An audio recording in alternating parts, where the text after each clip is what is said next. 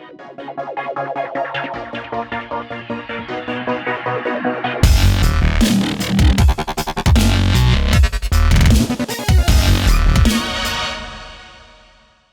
this is Music Tech Help Guy. Welcome to this video tutorial in Logic Pro 10 on how to create a main filter bus or a master filter bus. The point of doing something like this is to be able to take every single instrument in your song and filter it down with a low pass filter. So maybe you want to cut out the highs and just hear the lows, or maybe a high pass filter, you want to do the opposite. Maybe you want to get rid of the lows at a certain point in your song and just leave the highs, or maybe cut out the lows and the highs and just have a middle band of frequencies, but only temporarily apply that effect. That's what we're going to do in this video. A perfect example of this is Coldplay's Adventure of a Lifetime. If you haven't heard the song, go check it out on YouTube or on iTunes. There's a section between the end of the verse and the beginning of the chorus where he says, feel my heart beating. And he's basically taking those words and converting them, basically making a musical idea out of his words. So basically what happens at the end of the verse is the whole song sort of gets filtered down just to the sub frequencies, like 1,000 hertz and below. And so you hear just sort of like the sub of the kick and the sub in all of the instruments, but you don't hear any of the highs. And as soon as the chorus kicks in, all of the high end kicks back in. The problem with trying to do this, say, like, you could just do this like on your master bus. You could go straight to your master fader and throw like an EQ and a filter on the master bus and automate that. The problem with that is that you don't want the vocals to be filtered that way. You just want the music to be filtered that way. So what we're going to do is we're going to take all of our instruments in our mix and we're going to create essentially an aux track. And we are going to put a filter on that track and automate that filter down just at the point where we want it filtered out, and then turn off the filter as soon as the chorus kicks in. So I'm actually working with a client of mine to create a remix of the song Adventure of a Lifetime right now. So this is just a little snippet from that remix. It's actually going to end up being an instrumental remix, but basically I have the whole backing track here. So let me just play a little bit of this and then I'll explain what we're going to do.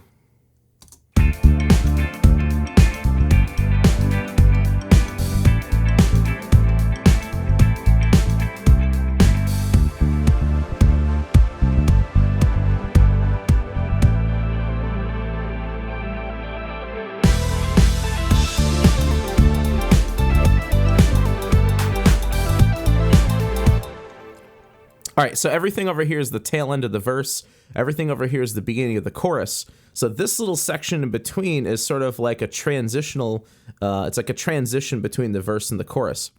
So what I'm going to do is, in my mixer, I'm going to make every single instrument that's going to the stereo output, the master output, and I'm going to select all of those.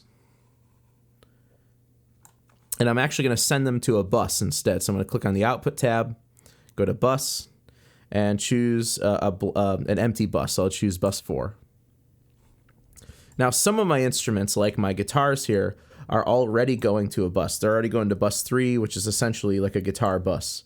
So what I'm going to do is those ones, I'm going to leave those alone, but I will send those buses, because I have like a guitar delay track, a guitar bus, those aux tracks, as well as these last two instrument tracks in the end here, these will also go to bus 4. So we'll say bus 4. There we go. Why I have a bus 5 here, I don't know. I'm going to delete that. There we go.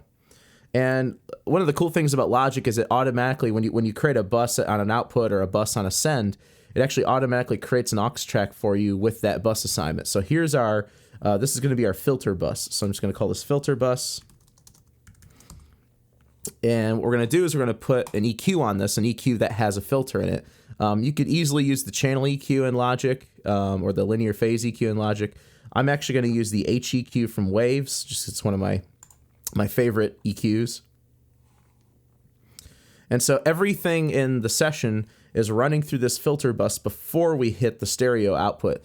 Now, why not, again, like I said before, why not just put the HEQ on the master output and then, and just filter everything. Well, when we record another instrument in this or another vocal in this, if there's something I don't want filtered, I'm not going to send it to the filter bus. I'm going to intentionally bypass that filter bus. So in our case, everything in the backing track is going to be filtered while the vocal or the main instrument, it will not be filtered.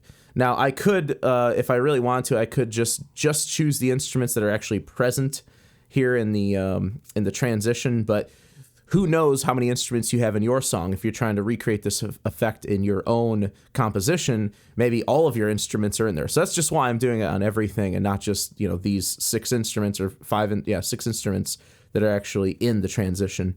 There's also like reverb tails and effects tails off the end of some of these instruments that I also want filtered. Okay, so here's what we're gonna do. I'm gonna go back to my mixer for a second here. I'm going to right-click on this track, and I'm going to choose Create Track.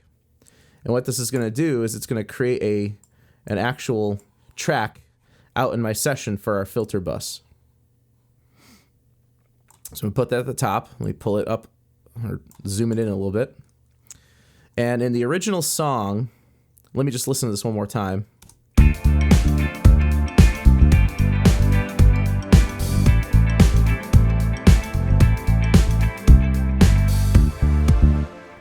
Yeah, in the original song, somewhere right around measure 37, maybe slightly before 37, the filter kicks in, slowly ramps down, and you hear just low frequencies here.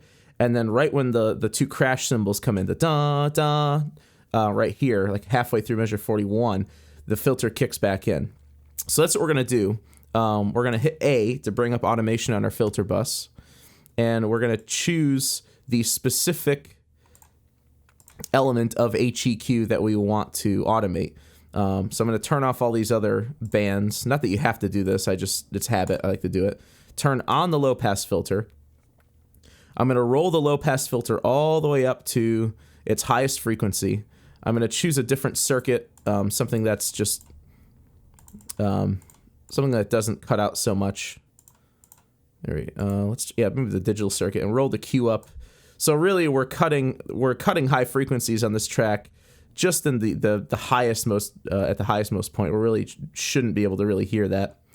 And the highest most frequency in HEQ is over 20,000 anyway. So what we're gonna do is we are going to choose HEQ, and if you're using the channel EQ or the linear phase EQ, this will show up here.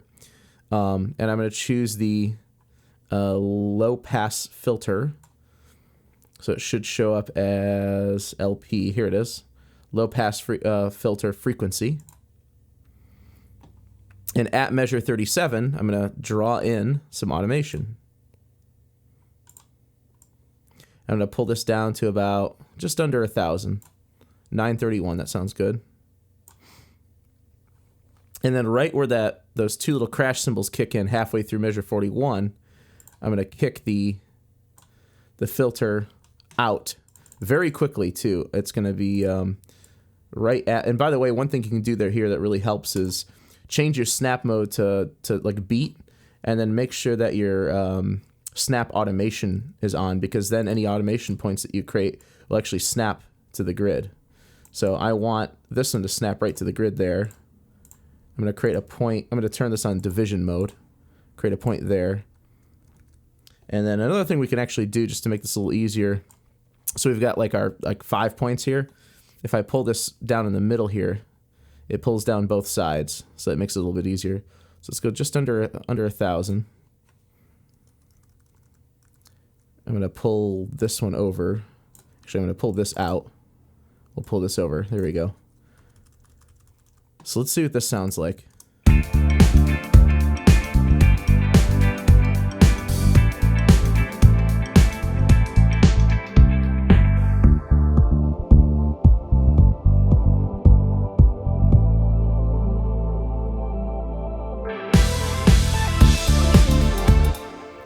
It sounds cool, but it sounds a little abrupt right at the end here. What I'm going to do is I'm actually going to sort of roll this in a little bit slower, make it sort of like a ramp up, sort of like an effect.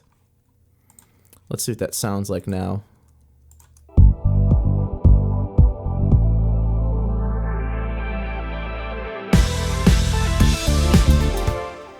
Yeah, that sounds pretty good. Let me just adjust where... Oop, I keep hitting the wrong key there. Let me just adjust where I have that. I'm going to pull this up a little bit. I'm going to pull this up to like there. Damn it, I keep hitting the wrong key. All right, so I like the way that sounds, but one little issue here is because we're sending all of our tracks into this filter bus, you can see that we are clipping a little bit. It's evident in the plugin too that we're clipping. So one of the things I'm going to do is I'm going to actually pull the input level of the EQ down a bit just to prevent those clips. So we really don't want our bus to clip.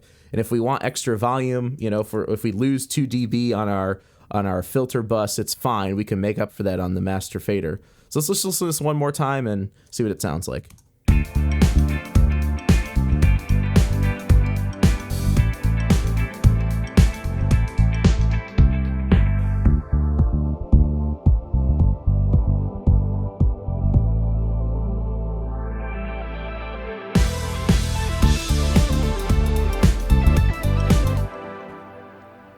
And there we go. That's using an aux track in Logic to create a filter bus for your filtered instruments. So I hope you guys enjoyed this video, and thanks for watching.